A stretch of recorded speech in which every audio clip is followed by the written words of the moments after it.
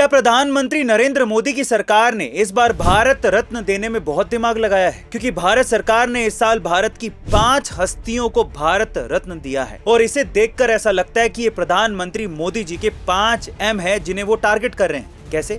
इसमें पहला एम है मंडल। इस साल का सबसे पहला भारत रत्न पुरस्कार बिहार के कर्पूरी ठाकुर जी को दिया गया था और कर्पूरी ठाकुर जी वही इंसान है जिन्होंने 90 के दशक में मंडल कमीशन की सिफारिश की थी। दूसरा एम है मंदिर। इस साल का दूसरा भारत रत्न लाल कृष्ण आडवाणी जी को मिला जिन्होंने राम मंदिर निर्माण में बहुत बड़ा योगदान दिया है।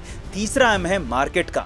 1991 में गहरी आर्थिक गड़बड़ी के बाद पीवी नरसिम्हा राव ने भारत को ग्लोबल मार्केट के लिए खोल दिया था। चौथा एम है मिलेट्स। भारत में हरित क्रांति लाने के लिए कृषि वैज्ञानिक MS स्वामीनाथन ने बहुत बड़ा योगदान दिया है और इसी की वजह से भारत में अनाज और मिलेट्स की पूर्ति हुई है। पांचवा एम है मंडी का। हरित क्रांति के बाद किसानों के हक को ध्यान में रखकर प्रधानमंत्री चौधरी चरण सिंह जी ने कई बड़े फैसले लिए थे। इसी को देखकर भारत सरकार मंडल, मंदिर, मार्केट, मिलेट और मंडी का प्रतिनिधित्व करने वाली इन 5 हस्तियों को देश का सर्वोच्च सम्मान दिया गया है। आपको ये सुनकर कैसा लगा कमेंट सेक्शन में जरूर लिखिएगा। उत्तराखंड भारत का पहला ऐसा राज्य बन गया है जहां पर UCC बिल पास हो गया है और जल्दी ये कानून लागू होने वाला है। UCC के नए नियमों की वजह से लिव इन रिलेशनशिप में रहने वाले कपल्स को बड़ा झटका लगा है, क्योंकि अब कपल्स को डिस्ट्रिक्ट रजिस्ट्रार के पास लिव इन रिलेशनशिप डिक्लेयर करनी होगी और अगर कपल्स के बीच एक दूसरे से खून का रिश्ता हो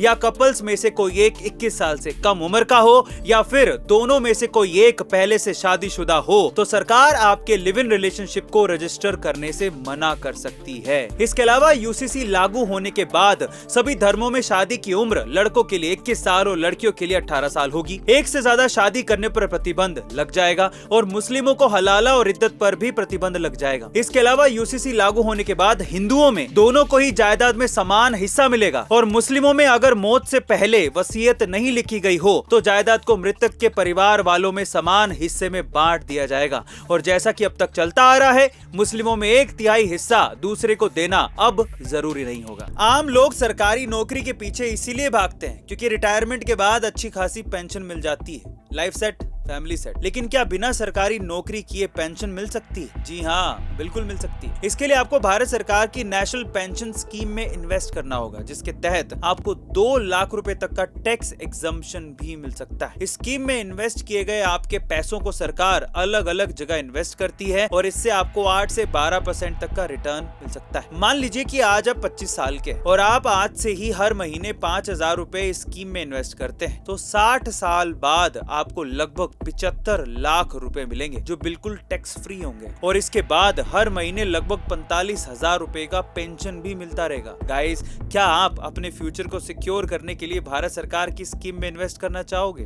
कमेंट सेक्शन में जरूर लिखिएगा। हमारे मध्य प्रदेश की एक आदिवासी महिला जो सिर्फ बीज इकट्ठा करने का काम करती है, पर क्यों इस छोटे से काम के लिए भारत सरकार ने किसी बॉलीवुड हीरोइन को छोड़ के इस आदिवासी महिला को अपना ब्रांड एम्बेसडर बना लिया? देखिए, वैसे तो हमें अनाज के तौर पर सिर्फ गेहूं और चावल का ही पता है, लेकिन इसके अलावा भी अलग अलग प्रकार के अनाज होते हैं जिन्हें मिलेट्स कहा जाता है, जिसमें ज्वार, बाजरा और रागी जैसे मोटे अनाज शामिल हैं। बाकी अनाज के मुकाबले इस मोटे अनाज को उगाने में पानी कम लगता है और इनमें प्रोटीन और कार्ब्स भी ज्यादा मात्रा में होते हैं। इसीलिए मध्य प्रदेश के डिंडोली जिले में रहने वाली लाहरी बाई ने इन बीजों को इकट्ठा करके बीज बैंक बना लिया। इस मोटे अनाज के बीज इकट्ठा करने के लिए लाहरी बाई बुआई के टाइम पर किसानों को 1 किलो बीज देती है और हार्वेस्टिंग के बाद उनसे 1.5 किलो बीज वापस ले लेती है। इसी तरह से उन्होंने आज तक 150 से भी ज्यादा अलग अलग वैरायटी के बीज इकट्ठा कर लिए हैं। उनके इसी काम की सराहना करते हुए भारत सरकार ने लाहरी बाई को प्लांट जीनोम सेवियर फार्मर पुरस्कार से सम्मानित भी किया और उन्हें अपना ब्रांड एम्बेसडर भी बना लिया है।